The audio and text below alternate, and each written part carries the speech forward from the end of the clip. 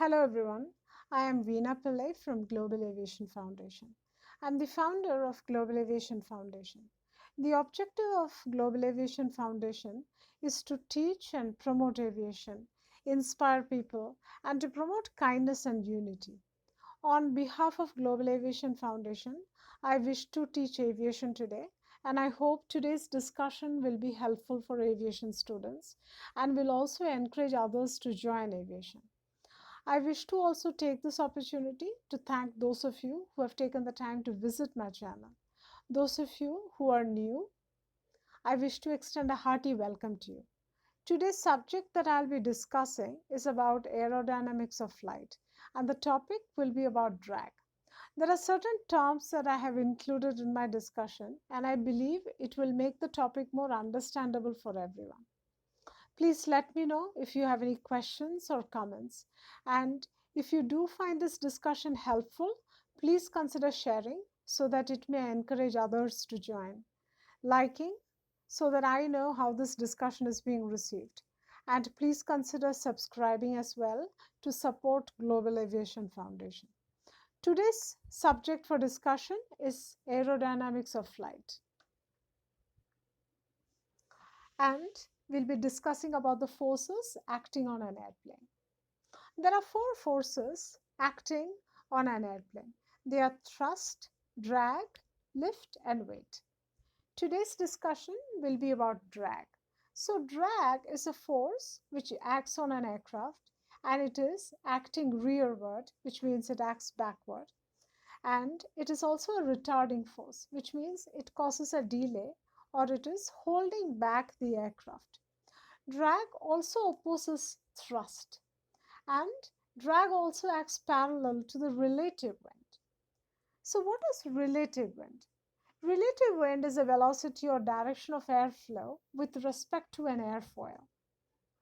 And what is thrust? Thrust is produced by a propeller or a power plant, and thrust is a force, and it also opposes or overcomes the drag. And thrust is a force that acts parallel to the longitudinal axis, which will be discussed later on in this video. So what is a propeller? The propeller is a rotating airfoil, and it is subjected to induced drag and stall. And the propeller is a part that provides the thrust to push the aircraft through the air. And propeller is rotated by the engine power. Since the propeller is an airfoil, it creates lift. And due to this, it is also creating an induced drag. And let's take a look at what is stall. So an airplane will fly till the wing creates sufficient lift to counteract the load imposed on it. So the wing, which is an aerofoil, it creates lift. So when this lift is completely lost, the airplane will stall. So what are the axes of an airplane? The axes of an airplane are imaginary lines that passes through the center of gravity of an airplane. And the axes of an airplane are imaginary axes around which the airplane rotates. So when an airplane changes flight attitude or position, it rotates on one or more of these three axes. What are the different axes of an airplane? There are three different axes on an airplane: the longitudinal axis, the lateral axis, and the vertical axis. What is longitudinal axis? Longitudinal axis is an imaginary line, and it extends lengthwise from the nose to the tail, and it extends to the fuselage. And the motion about the longitudinal axis is called roll. And roll is a motion of the aircraft from side to side. So what is lateral axis?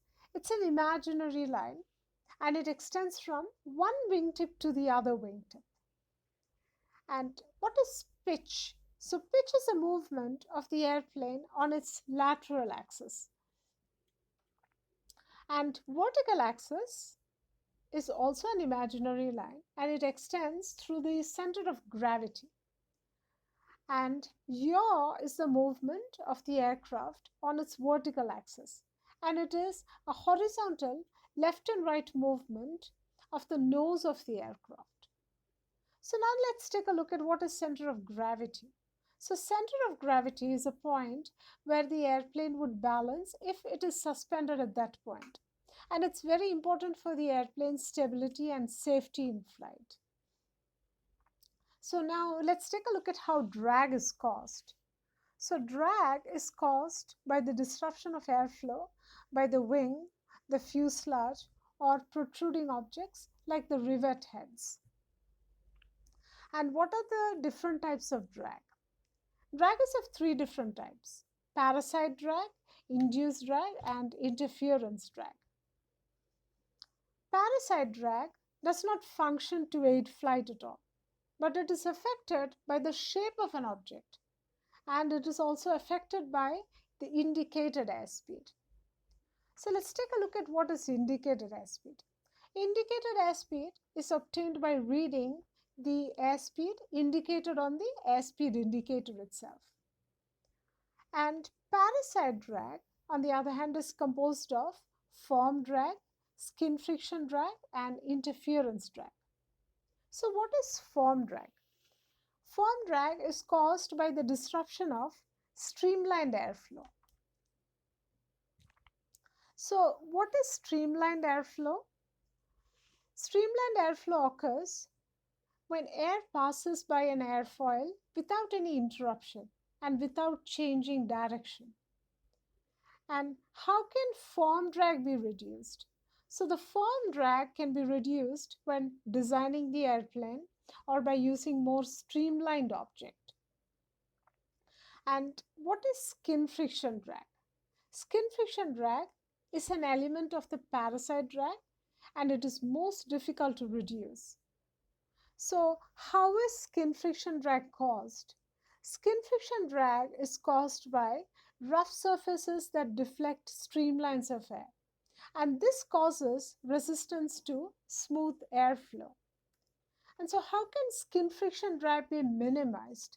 Skin friction drag can be minimized by employing a glossy flat finish to a surface and also by eliminating protruding rivet heads. Now let's take a look at what is interference drag. Interference drag combines the effect of the form drag as well as the skin friction drag. So what is induced drag? Induced drag is a drag caused by the aerodynamic property of the wing. So this wing creates a lift, and this lift creates the induced drag. So what is the relation between profile drag and speed? The profile drag of an object held in a fixed position relative to the airflow increases as the square of the velocity.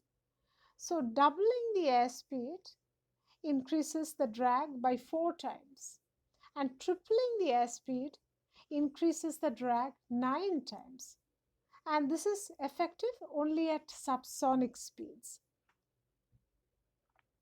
So this concludes the topic of drag, and I will be back again next week to discuss about another topic which will be regarding thrust.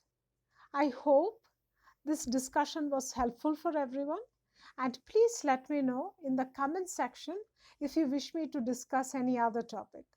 Those of you who have visited my channel today, I wish you and your family to be safe, happy, and healthy.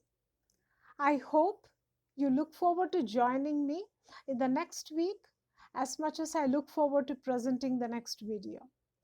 I wish to thank all of you. This is Veena Pillai from Global Aviation Foundation. Thank you.